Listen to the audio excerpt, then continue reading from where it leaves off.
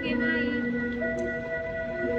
Nuhun Bapa Ibu para dilengger dan Senior Putri sampun kepartondo sasmita bilih adat widi witoto panggih sampun tumuli badhe kadanan pramila kang saestu pambiwara panoto cara nuwun idi pangestu mugi anggenipun dereken lampahing tata upacara panggih purwa padya dumugi wasana tansah mulus raharja anis ing sampita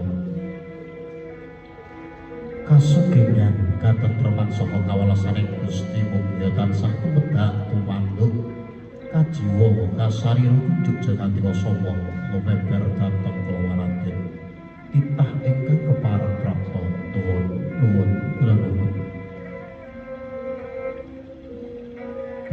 kunjo samyaning para sepuh dalah aji sepuh ingkang ana ing pamawas piwah lebda ing pitutur luhur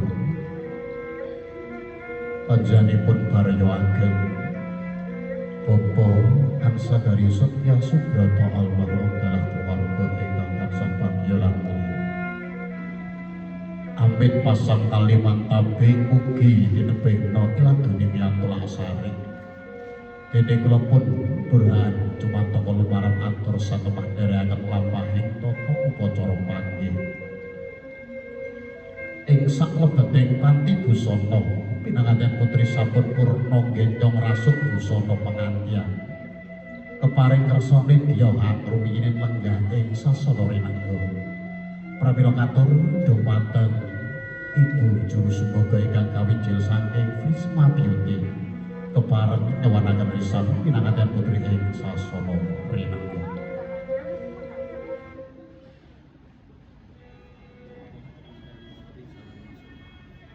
Oke, jalan masuk sekarang.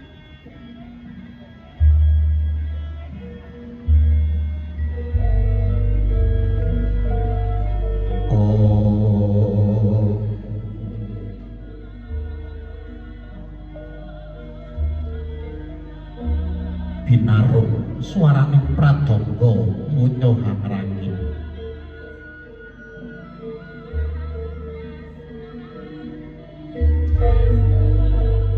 ana ganda arum katiyuping samirana manda pindha hastane wong ayu kang lagi ngawi-awi kekasihé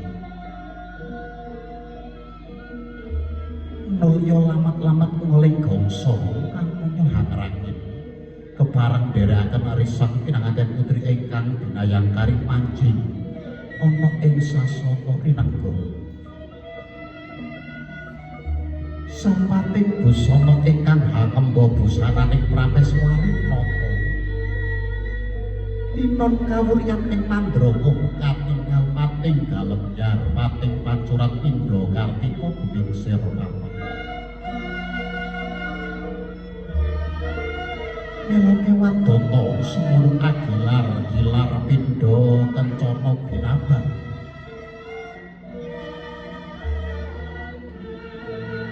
palarapane sinungging pepaes awarna Kresna sunduk mentul katiyuping sapirana manda pindha hastane wong ayu kang lagi ngawi-awi kekasihé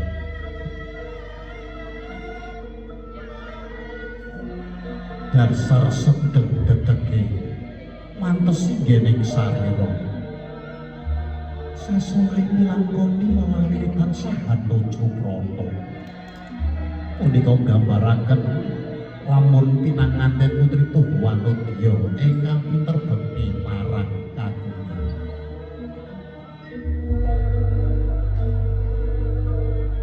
alon-alon tindak nyorisan pinanganten putri sepecak malu sepecak endel pratandha tansah anengenaken pring rasa pangati-ati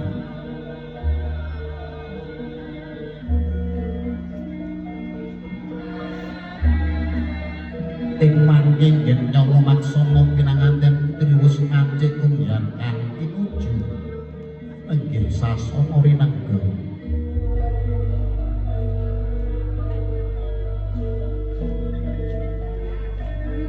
Saiki kalenggahaken ing dampar pinasur ya dampar kadang adi. Dening kadang ibu juru suboga ingkang kawijil saking Krisna Yudi samangke kepareng nderekaken lampahing mata upacara panggihe nyarisan pinanganten Sariwit.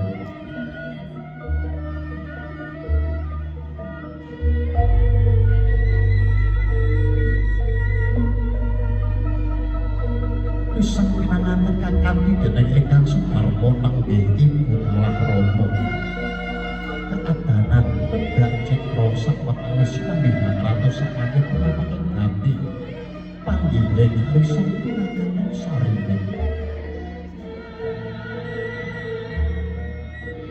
Pramila balung jagung sakumpaka pinugel semanten rumiyin rinempaka adicara panggiling risang pinanganten Sariwit daya Kang Ratu kumapake adicara.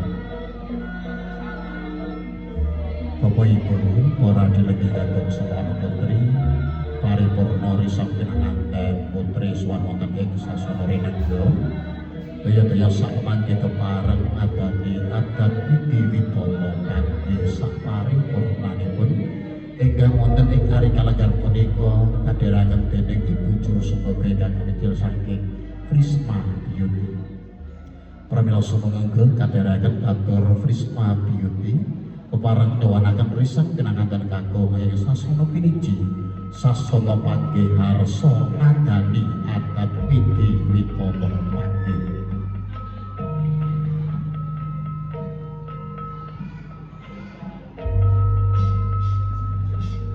Tanggap ing sasmita pinangantian kakung dupi pirsa lamun wis tenengga dening kadang papundhenipun daya jengkar saking Palerman Harsa tumuju wonten ing sasana piniji sasana panggih harsa adani adat widi widata panggih.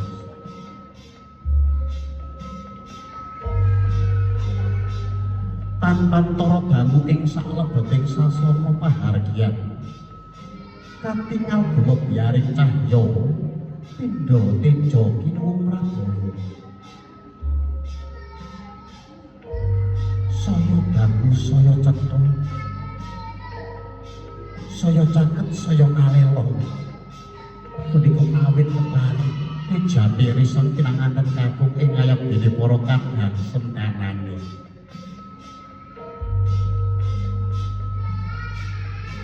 Pinanganten kakung kawuryan hangagem busana ingkang hangimba busananing Narendra. Lamun kadulu ing Mandrama katingal agung Prabu miwah Prabowo. Agung tegese kebak kaendahan kang sanyata adiluhung. Dene Prabowo jejaring Narendra ingkang kebak ing kawibawan.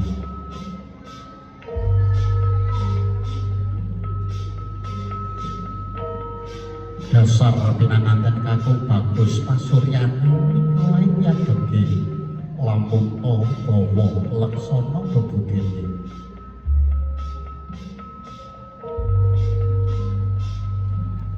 Saumpama tamtama saya isembada wiratama prawira jayeng kalugon.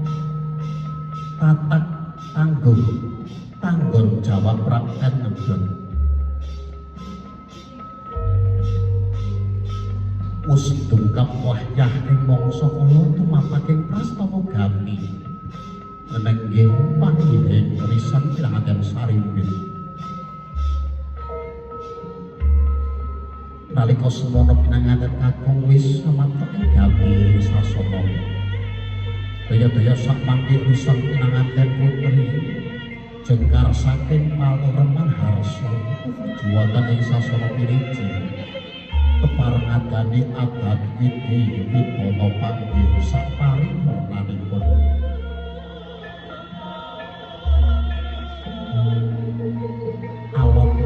Alon gendera laksana risang pinanganten putri pratandha angen-angen mring rasa pangati-ati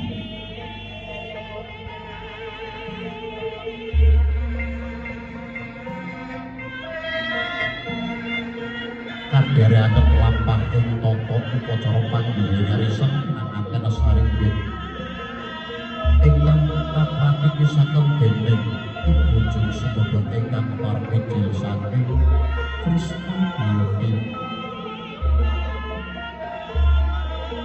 Dupine Satya Caket nggene lumaksana pinanganten kekalih sami apabot tingal umuli pengawih hastane sapya abot halangan gampang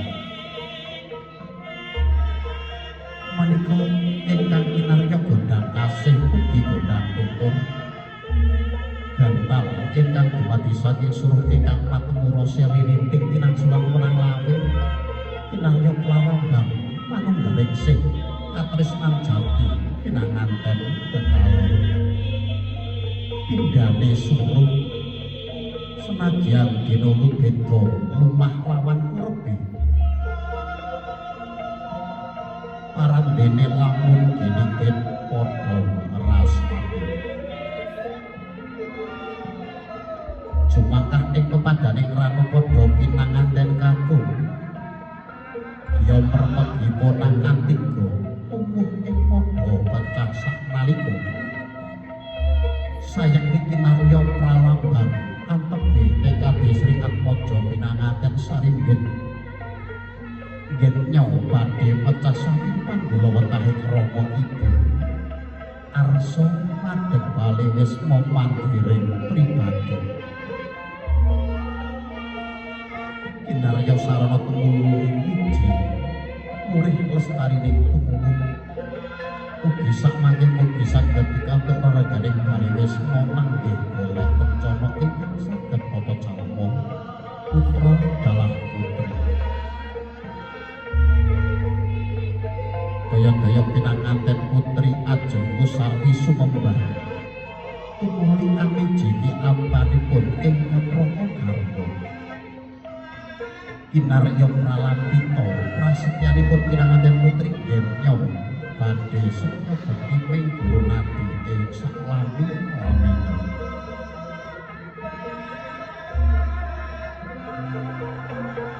Tirta suci ingkang awijil saking pradonga punya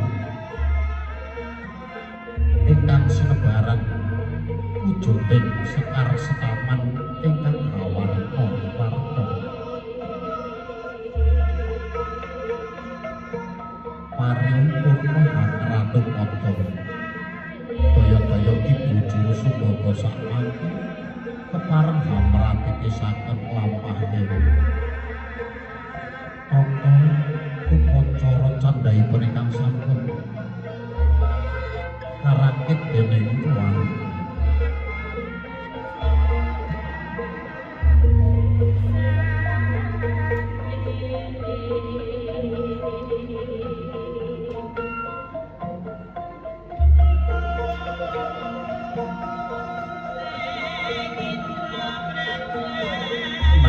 Sumana wisa pinanganten putri pinanganten kakung sampun jajar agekanten asta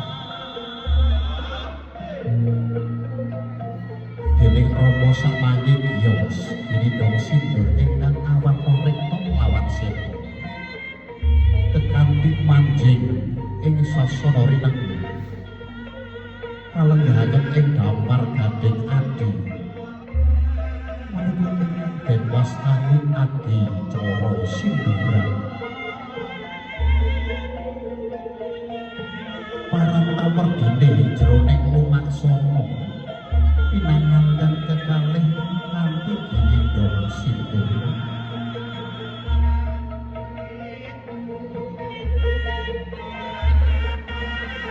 sayang iki karya pralampita bilih bebrayanipun pinanganten saringgit tansah ilmu dening leh darmaning kang utamen pinangsulan dening leh darmaning Palakrawi Jumbuh paugeraning nagari miwah agami ingkang trinasu cinta lampah nenggih pajanipun Kanjeng Rama kanthi rasa santi ing narsa Sutulada Wedene ingkang kepareng nderekaken menawi inggih Kanjeng Ibu dalam kadang pisan ingkang sutresna. Kanthi sesati pungkuri banggayan. Senajan alon-alon genira lumaksana parandene mangke pinanganten Saribet Krisnaji ingkang pinuju tenggih sasana adi mulya.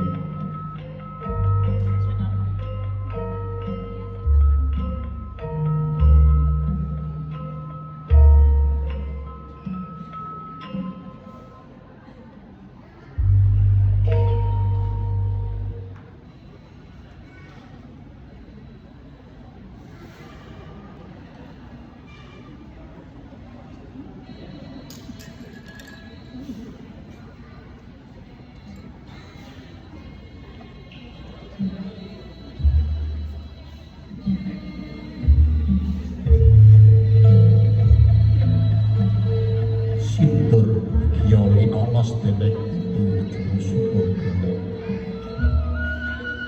Daya-daya sak panggiri sampinangaken Saribet keparing anggadane tata upacara karobohan.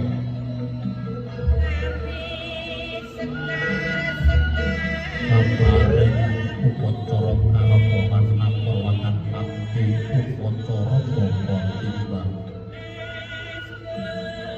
Patrape pinanganten Saribet pinunggu dening ingkang Rama kawijil pangandikaning Ibu mundhut pirsa dhateng ingkang karya. Awakipun bukti kanthi aris panjenenganipun ingkang Rama paring wangsalan dhateng ingkang karya. Wis padha bobote iki menika hanya baraken lamun wis timbang bobot katresnane pinanganten Saribet. Daya-daya sak mangke pinanganten Saribet ngadani adicara kali. Liripun pinanganten Saribet kawisuda lenggah ing gampar pelaminan. Candrane Pindaraja sedina lan Prabu Sebaru. Upacara punika kinarya pralambang bilih wiwit mangsa kala punika. Pinanganten Saribet sampun madhep kalih mau mandhiring pribadi. Waosake panggulawentan Rama kalahipun. Paripurna pisan pinanganten Saribet ngadani upacara patung daya-daya sak mangke kepareng ngadani adicara acar pucuk Banawaya.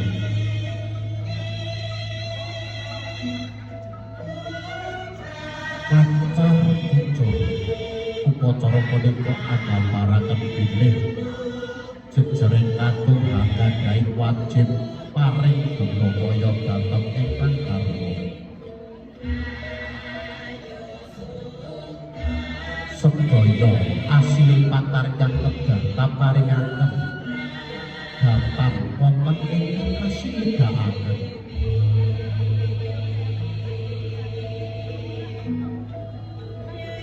Sumanten ugi risang pinanganten putri gadhahi wajib nampi Banawaya paringipun ingkang garwa kanthi nastiti ati-ati den cak-cakaken kanthi perperi arjane kuat.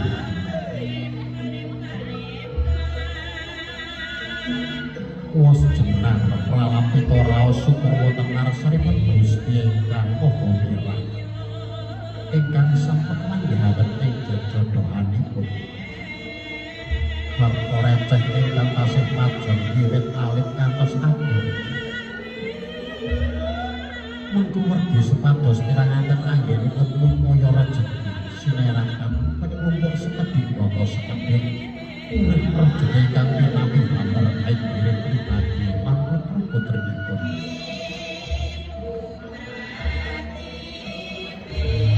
Empon-empon pralampita kabagas kawarasan. Empon-empon dados bebangaling jampi. Panajabipun mugi piranganten kekalih gesang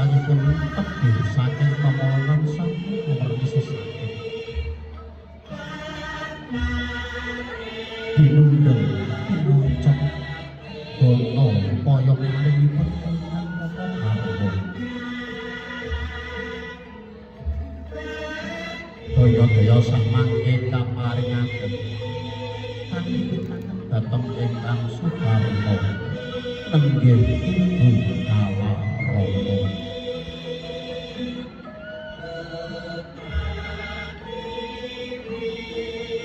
Ing pangajap senajan namung saitik wujuding ugi sakmangke saged murakati ing bebrayan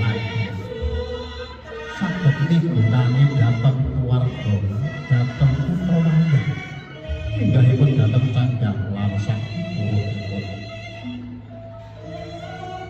kacar kucur ing pangajap ugi sakmangke anggenipun pinanganten mangun bali wisnu mandiri pribadi upadaya pados panupa jiwa rejekinipun saged kemucur banyu wiridatan wonten medhot kacang awak delik awak sing adoh damya sanak sing cepak tambah semangat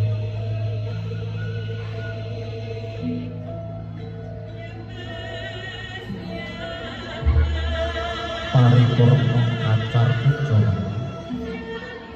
daya-daya jurung ibu semoga ingkang keparpinjil saking Prisma Beauty kepareng prati saged lampahing adicara candhaipun kanthi adicara dahar lima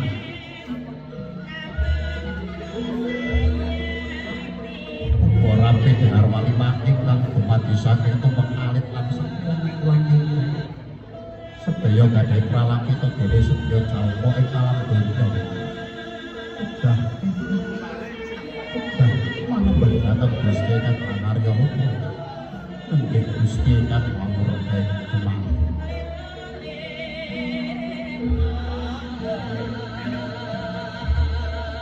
ing sakmangke risang pinanganten sambut sampya dahar kebon duman inuman pramila pralambang prasetyanipun pinanganten kekalih dene badhe ya sabaya papa sabaya mulya pahit kadiring ados sabebrayan ati edha naraosaken sesarengan sedaya tumindak badhe kepanggih malih piyambak kaya kuning-kuning ajining diri gumantung ing lati ajining raga gumantung ing busana ajining awak namung gumantung ing tumindak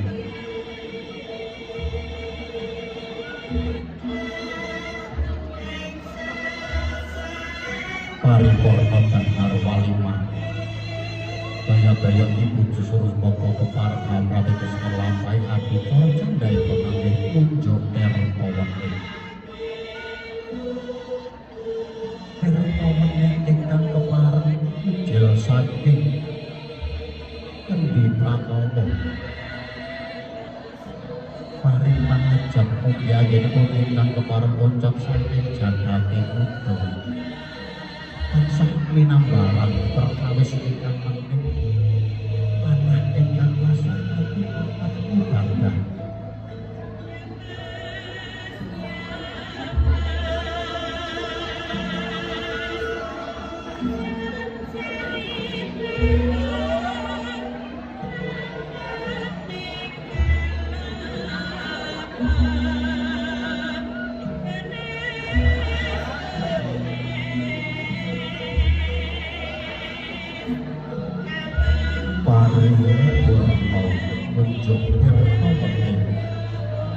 daya-daya ibu juru sumboga kepareng amrateges saged lampahi adicara candhaipun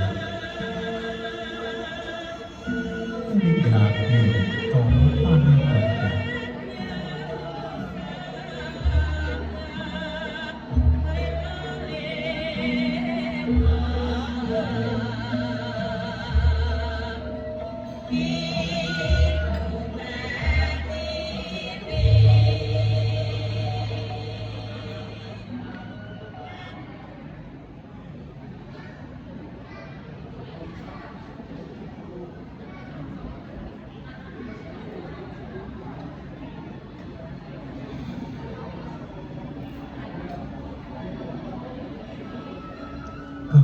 sanget kanthi ngulus duwe kadhenaken pinanganten agung.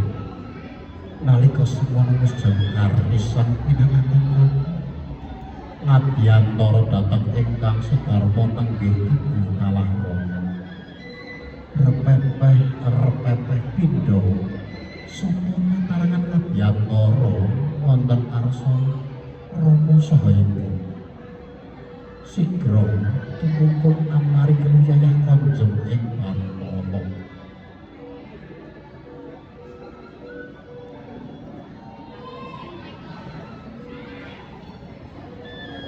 Tangkeping asta sumembah sinaratan haninging cipta nyandhong pangasta wegati dhateng ingkang sudarma nenggih ibu kalah rama.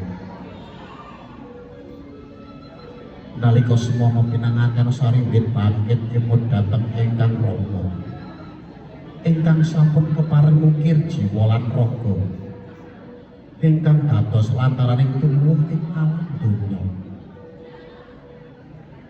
Daya-daya sakmangke bangkit kemud dhateng ingkang Kanjeng Ibu ingkang sampun kepareng dados papaning yoga brata selami nama Candra Dasa Ari.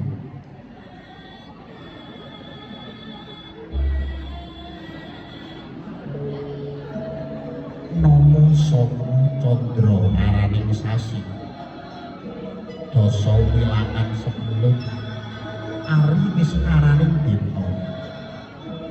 Sangang sasi 10 dina Kanjeng Ibu sampun linting kanggo wentah ing saklebeting Brahmana. Jejaring putra saestu raos kadang saged dosanipun dene sampun kepareng damel bot repot wiwit jebrol ing alam padang ngantos dinten kalih kawis sudah. Angos terus kebak ing raos panlongso.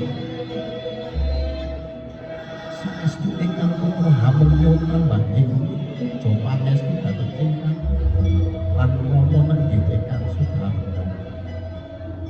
Ugi sakmangke saged kasembadan angin badhe mangun balewesku. Ugi sakmangke saged mangun pagesangan ingkang luwih utama saged mikul dhuwur pendhem jero ingkang Sudarma.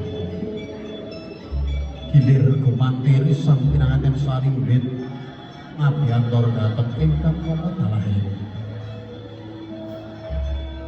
Ingkang sowana ingkang sowana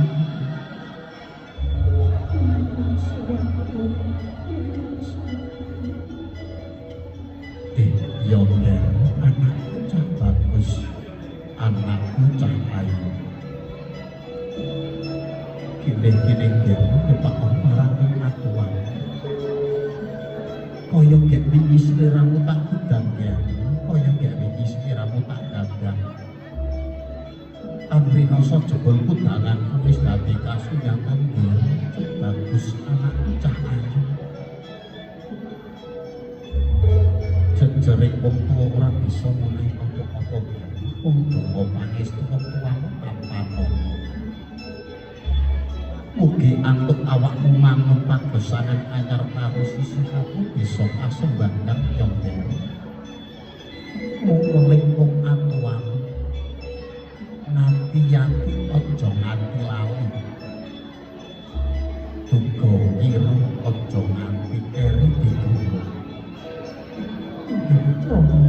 Mungkin dadosaken jimat pariku daya ngomong ing kasatus. Senadyan pirsinan dal penggalihipun Rama Ibu dupit nampi sungkanipun ingkang putra. Parandinipun pepundhe catur samya paring donga pangestu dhateng putranipun sarimbit. Mugi-mugi ingkang badhe mangun kalih wisma ing ladyaning Bebrayan Agung. Tansah panggih cempaka mulya sakwatu gendhene. Liripun saged tansah kang sembada. Jumbuh kang ginayuh lan dumugi ingkang kaesti. Lestari pinestring jodoh, atut rumput bagya mulya lan tebih saking